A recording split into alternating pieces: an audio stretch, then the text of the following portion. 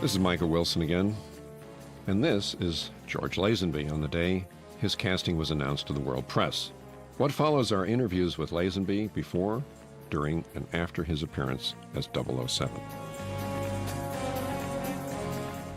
What really drew you into applying for this job? Well, it was on the recommendation of a friend called Maggie Abbott, who is now an agent. And the fact that Mr. Broccoli had already been considering me was to my advantage, I guess, when I arrived there. This is the first picture you've appeared in, of course, or will appear in. Well, it's the first time I've ever gone up for a picture. You know what I mean? Applied for a picture. Does the prospect frighten you? No. What worries you most about taking on a multi-million-dollar movie like this? Being able to do it well. That's what I'm hoping to be able to do. I just hope that my inexperience won't show. What, acting inexperience, you mean? More or less, yeah. So I'll get another one, mate, you see, George, and we fit just here, about 2 inches of less. All right. Thanks, Ray. All right, action! Okay, cut it. George Lazenby, the new James Bond. Now, how do you feel about stepping into the ready-made image of a tough guy and an international sex symbol? Well, I must admit it hasn't been bad so far, but I gather it has its problems, as I'm starting to find out as I go along. George, obviously there's going to be some comparison between yourself and Sean Connery. How do you think this comparison will affect your image? I wasn't compared with Sean Connery before, and now it can only lead to better things, I hope. Now, before you got this role, you were doing commercials for a chocolate manufacturer. How difficult was the transition? Well, it was one of those things. You've got to accept the fact that I've got a lucky break, and do it the best you can, and just take it as another job. That's what I'm doing, really.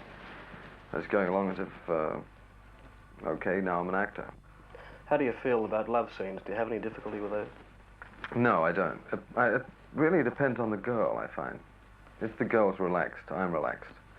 If she gets uptight and finds it a bit hard, and she's not moving with you wherever you want to go, sort of thing, and makes a thing of it, it's difficult.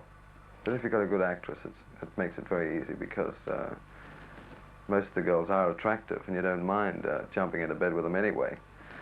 So you just pretend no one's there and go for your life. What about your Australian accent? Do you think there'll be any problems as far as international filmgoers are concerned?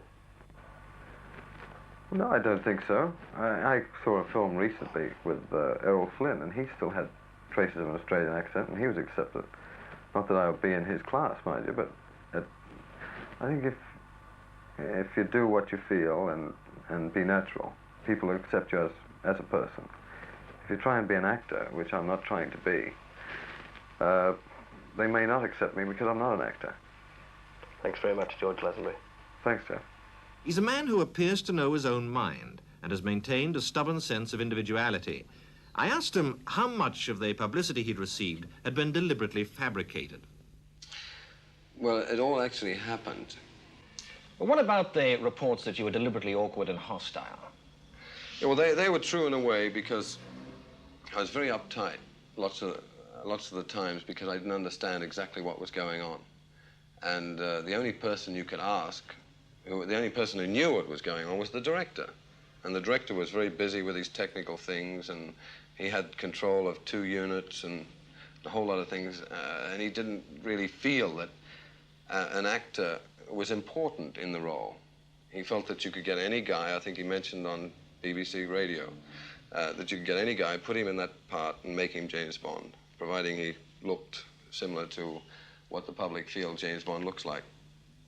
And that vibration came off the director onto me all the time. One of the biggest examples of that so-called hostility was the very much publicized rift between you and your co-star Diana Rigg. Now, what was the truth behind that? Well, there was some guys standing around the ice rink, and she was having a drink, and I was tired, and everyone was tired, and we wanted to get this shot over with, and she couldn't drive the car properly, and I got into her about her drinking, that's, you know, and things like that. And it wasn't that at all. She felt sick that night. And I was at fault by getting into her, but it was just, I think everyone gets upset at some time. But you felt that this Bond should have been a gentler Bond. Yeah, I think he should have been more humane, more understanding towards people in general. And he's not such a Superman, even though he's been taught karate and judo, and he's an expert with a gun, and he's a physical beast, you know, if anyone wants to tangle with him. Well, how about the director? Did he agree with your idea of Bond? Well, no, they had a set formula, which was a winner previous, and you can't blame them for not agreeing with me, because I was a learner. I felt quite confident that if they did change it, you know, like putting pop music behind it, and rather than the sort of light music they have, and things like that, it would have lifted the whole thing up again into another decade, 1970. Did they hold Sean Connery above your head all the time? A lot of the time. It was mentioned when he said, remember, you know, it's different scenes. He said, well, when you're there in front of this window, remember how in such and such a scene where Sean flicked his eyes up like that and he did this and that, which is all dramatic stuff, which Sean does as an actor, which he knows what he's doing when he does it, and it works for him. But it doesn't necessarily say it'll work for me. Well, did you feel that you got a bit of a raw deal in the sense that you weren't allowed to express yourself properly? In that sense, yes. But then, on the other hand, I can't complain because it didn't come off so bad after all. I mean, what they were telling me to do worked. And yet, on the other hand, what I said I would like to do might have worked better. And you'll never know that. When the film was finished, you went on a publicity tour of the United States, which you paid for yourself. Why? On principle, I was promised a tour of the United States to publicize the film. I was looking forward to it. And because of my beard and long hair, I wasn't allowed to go. I was allowed to go on the condition that I looked like James Bond. And I said, well, anyone can understand that James Bond isn't a real person. And they're not going to mind the fact that I haven't had a shave for a month. You know, everyone knows that James Bond must have a beard, even though you never see it in the film, if he doesn't shave. And anyway, it all ended up, they sent Diana Rigg, so I went on afterwards and arranged my own tour, which was fun and games because I'd never been to America. And I was more or less going up to television companies and knocking on the door and saying, hey, excuse me, can I go on your television show? And they used to say, who are you? I said, well, I've got this film coming out in a month. They said, but you haven't done anything yet. We can't let you on the show without you've done something. The people want to see someone who's done something. And I said, oh, well, you know, and I chatted them into letting me on there and had a lot of fun. Well, looking back on it now, it's taken up a year of your life. You've taken a few kicks from some of the critics and some of the press. Has it been worth it? I think so. I hope so, anyway. They say I didn't pay my dues, and I think that's what a lot of the kicks were about, by coming from nothing into the film. But I think that film was paying my dues, in a way, all in 1 year. I was just a scallywag Australian who was wandering the world, and I thought, wow, what an opportunity to change my life. Become famous. You know, everybody wants to become rich and famous until they become. That's it, you start.